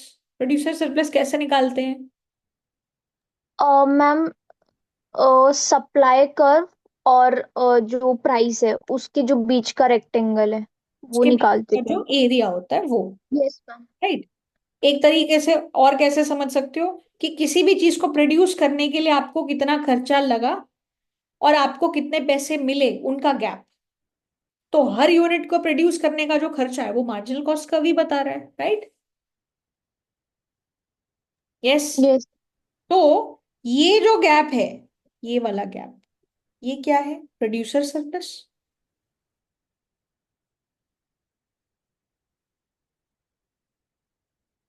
Right? Ma'am जो जनरली हम ग्राफ्स देखते थे उसमें MC टच नहीं करता था, बट फॉर दिस पर्पस हम MC को टच करवा सकते हैं वाई एक्सेस से। अदरवाइज आप पूरा डायग्राम नहीं बना सकते ना। Yes ma'am. और okay. MC can be straight line also. Yes ma'am. मान लो एमसी ऐसा होता, जो कि टिपिकली हम लोग सप्लाई कब देखते थे, तो उस केस में तो टच करता है ना। Yes ma'am. Just try to understand the main point. Don't get specific about ये किस फंक्शन के कॉरेस्पॉन्डिंग बना। Just try to understand the main point. Okay ma'am. Main point अब क्या है, ये हमने कौन सा केस देखा, परफेक्ट कंपटीशन का। अब अगर हम लोग मोनोपोली के केस में देखें तो हमारा जो कंज्यूमर सरप्लस है वो क्या है। अब हम लोग सिर्फ इतनी क्वांटिटी सप्लाई कर रहे हैं, दिस मच, और किस प्राइस पे सप्लाई कर रहे हैं, इस प्राइस पे। तो हमारा कंज्यूमर सरप्लस क्या हुआ। मैम ये जो ऊपर वाला रेक्टेंगल बन रहा है, छोटे वाला। वाला जो ट्राइंगल बन रहा है, राइट, यस मैम, ये ट्राइंगल। है ना। तो let me shade it like this कि ये एरिया,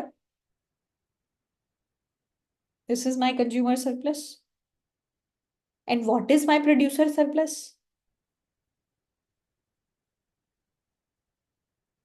कि जो प्राइस मिल रहा है प्रोड्यूसर को माइनस जो वो कॉस्ट लग रही है उसको उतना प्रोडक्शन करने के लिए, राइट।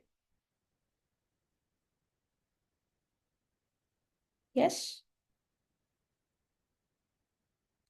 ये प्रोडक्शन करने में प्राइस इतना मिल रहा है, कॉस्ट इतनी लग रही है, प्राइस इतना मिल रहा है, कॉस्ट इतनी लग रही है, तो इन दोनों के बीच का गैप, यस मैम। राइट। तो जो ये एरिया है, ये वाला,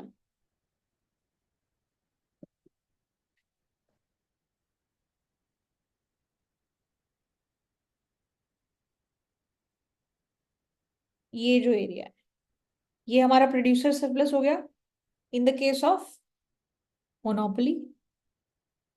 तो कौन सा पार्ट है जो मिस हो गया, जो पहले था लेकिन अब नहीं है।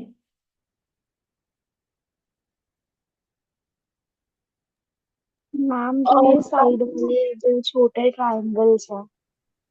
जो जैसे मान लो इसको हम लोग ई बोलें, इसको बी बोलें, इसको लेट्स से सी बोलें, इसको एफ बोलें, इसको जी प्राइम बोल दें, इसको ये सब मान लो नंबर्स बोल दें। तो which area is getting missed, कौन सा पार्ट मिस हो रहा है। Ma'am BCE and ECF। ECF, तो ये वाला हिस्सा भी मिस हो रहा है। This part is getting, this entire part is getting missed, right। Yes ma'am. And ये पार्ट जो है, ये वाला पार्ट, ये जो पार्ट है, this part, this is lost consumer surplus, right. ये पार्ट है जो कंज्यूमर सरप्लस का हमने लूज कर दिया, right. Ma'am it is the lost CS when we are moving from perfect to monopoly. Obviously because that is my reference category. Okay ma'am. मेरे reference perfect competition से है कि जब परफेक्ट कंपटीशन से मोनोपोली में move किया तो ये वाला पार्ट लूज हो गया, राइट। सिमिलरली ये जो हिस्सा है, this is my lost producer surplus, right.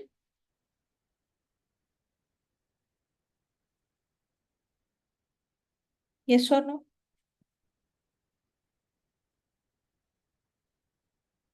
Okay,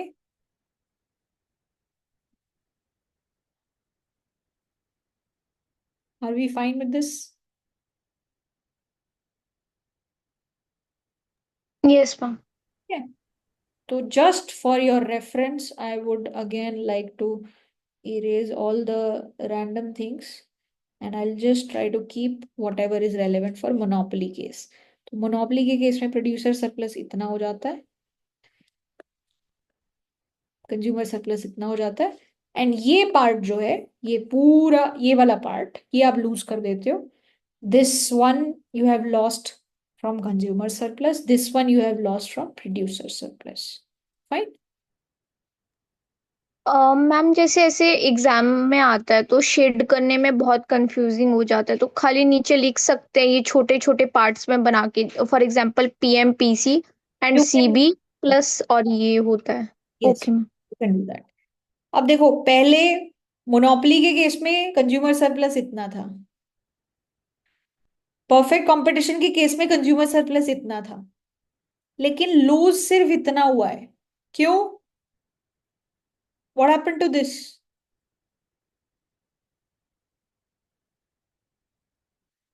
monopoly के केस में consumer surplus was this, perfect competition के केस में consumer surplus was this, and we are saying only this part is lost.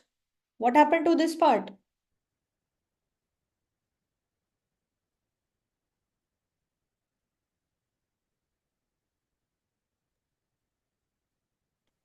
ये producer surplus का हिस्सा बन गया ना, यस मैम।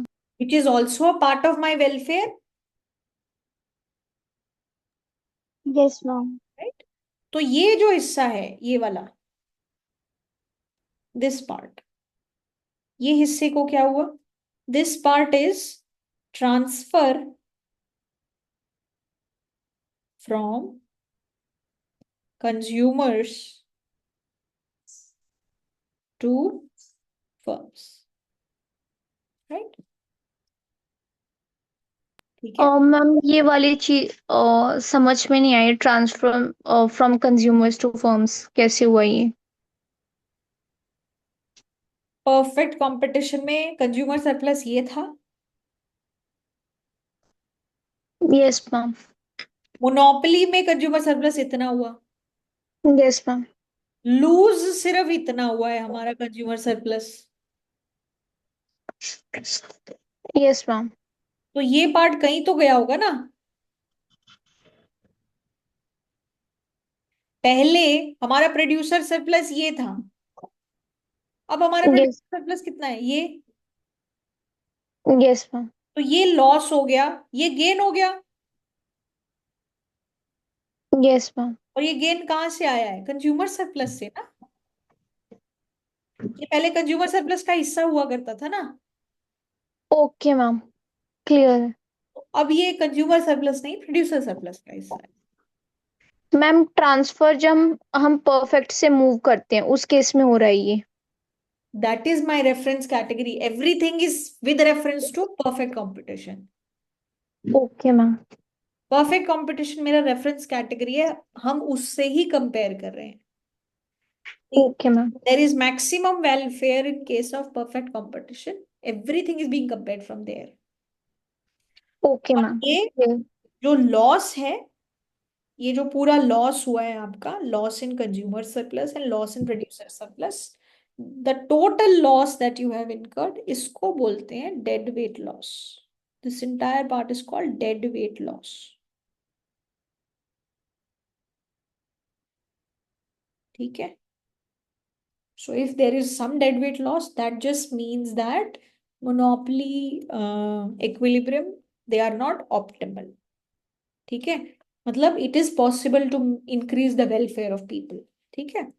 So monopoly